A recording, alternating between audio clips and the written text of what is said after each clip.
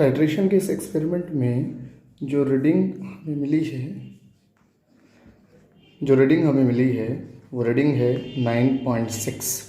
अब हम चाहते हैं कि हमारे पास जो KMnO4 है हम उसकी मोलारिटी को कैलकुलेट कर पाए। तो उसके लिए हमें क्या करना पड़ेगा, हमें एक फॉर्मूला अप्लाई करना पड़ेगा जो होता है मोलारिटी ऑफ KMnO4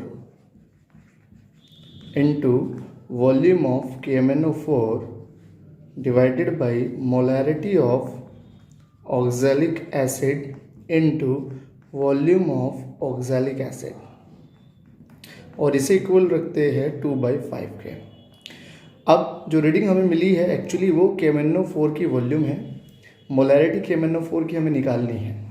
जबकि ऑक्सैलिक एसिड हर बार टाइट्रेशन में हम लोग 20 ml पिपेट आउट रखते थे और मोलारिटी हमें दी हुई है 1/25। ये एक्सपेरिमेंट के स्टार्टिंग में ही हमें मिल गया था। अब इस हिसाब से अगर हम लेकर के चले तो मोलारिटी KMnO4 तो हमें निकालनी है, तो इसमें m लेकर चल रहा हूँ। वॉल्यूम ऑफ KMnO4 की वैल्यू मैंने 9.6 रखी है और ऑक्सैलिक एसिड की जो मोलारिटी है वो 1/25 है। Volume of oxalic acid 20 ml और इसे इक्वल रखा है आपने 2/5 के। इस हिसाब से अगर हम लोग m की कैलकुलेशन करने जाए तो 2 × 20 ml इंटू 1/25 इंटू 5, ये हमारे पास आता है इंटू 9.6। इसकी जो टोटल कैलकुलेशन हम लोग करेंगे तो ये आएगी 40/125 इंटू 9.6।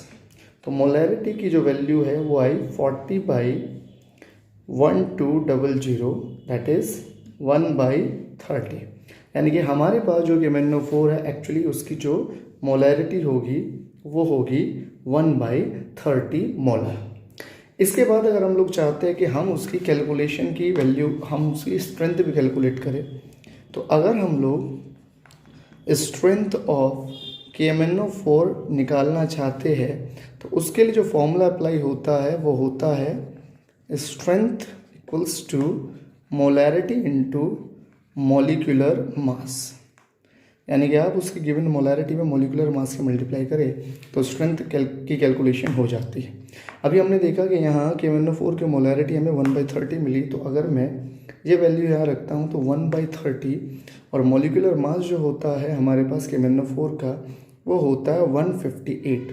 तो इस हिसाब से 15.8/3 और ये वैल्यू हमारे पास निकल करके आ गई 5.26 ग्राम पर लीटर। इसका मतलब अगर 1 लीटर में 5.26 ग्राम KMnO4 को हम डिज़ोल्व करें तो इतनी मोलारिटी का KMnO4 हमें मिल जाएगा। तो इस तरीके से हम लोग टाइट्रेशन का अपना एक्सपेरिमेंट कंप्लीट करते हैं। Thank you so much.